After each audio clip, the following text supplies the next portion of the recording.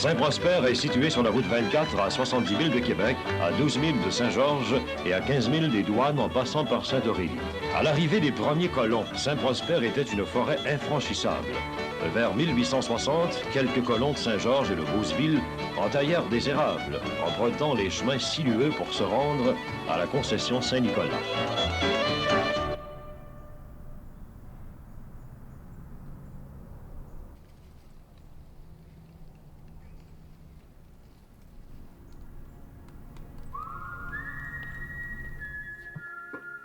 J'ai toujours été un gars de forêt.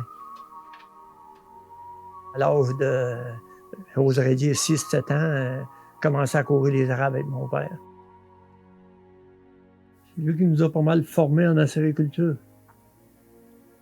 Mais aujourd'hui, il retomberait dans ses affaires ici. Pour moi, il y aurait besoin que ce soit le contraire, que ce soit nous autres qui le forment. Parce que la technologie a tellement changé.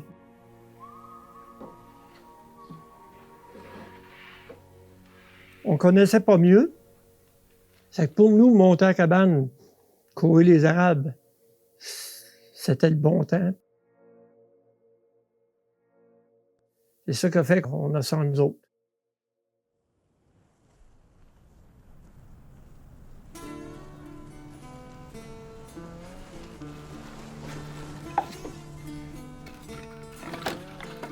Je m'appelle Marcel Larochelle, je suis natif de Saint-Prosper. Je suis producteur de sirop d'érable depuis une soixantaine d'années. Mon épouse, elle vient de 50e rue, puis moi, je suis natif de 50e rue.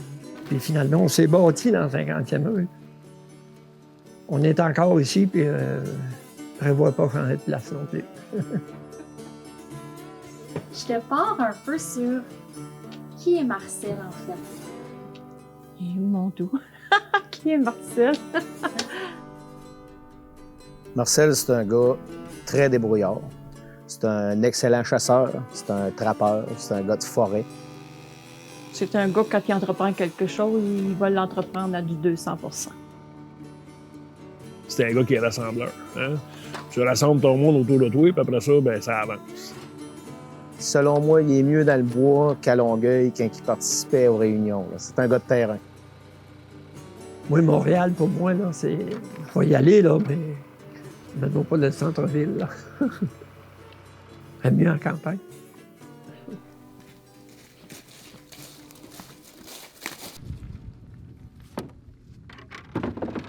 J'étais un gars qui avait un horaire d'avoir un agenda puis des réunions.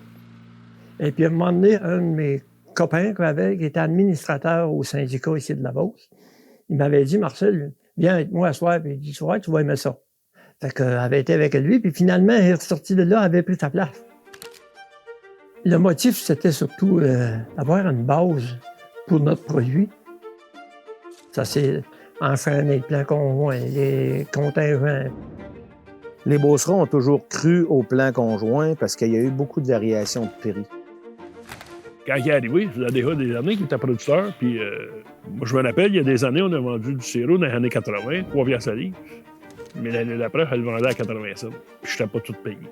C'est pour ça qu'il a persisté. Persisté en disant, faut se trouver une structure, faut avoir une structure qui soit efficace. On a eu des soirées qui ont été difficiles. Il était là quand ça brassait en Beauce. C'est une des régions que ça a brassé le plus quand il a implanté le plan conjoint. La police était là à toutes les réunions, puis un moment donné, il fallait qu'il barre la porte. Marcel était là pour jouer du coude. C'est un pilier pour notre plan conjoint. C'est ça qui nous a motivés tous. Ces gros dossiers-là à monter, une structure dont on pourrait vivre. Participer à notre tour, améliorer le système, puis Marcel était un grand contributeur là-dedans. Là, les gens sont capables de vivre la sériculture. C'est un beau leg. Si on ne se serait pas tenu comme le premier petit plan conjoint qu'il y avait eu, ben, le monde n'avait pas adhéré. Ça n'a pas duré longtemps. C'est ensemble qu'on a réussi à bâtir de quoi. Puis c'est ensemble encore que ça va continuer à bâtir de quoi.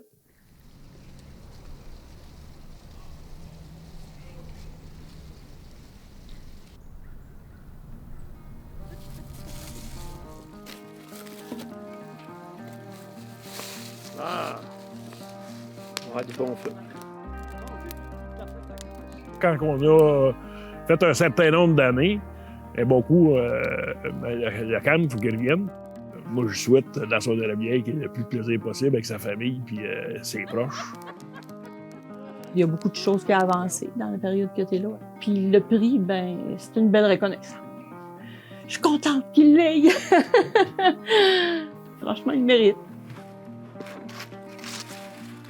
Je suis rendu à un certain âge, puis j'aime encore travailler en forêt.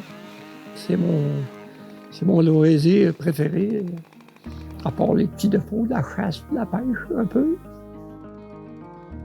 C'est là que je suis à mon aise.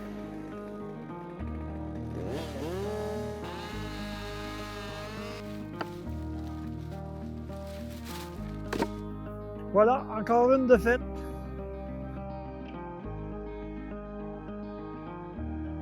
C'est de rêver d'être là encore en forêt pour plusieurs années. Autant qu'on a la santé. Oh,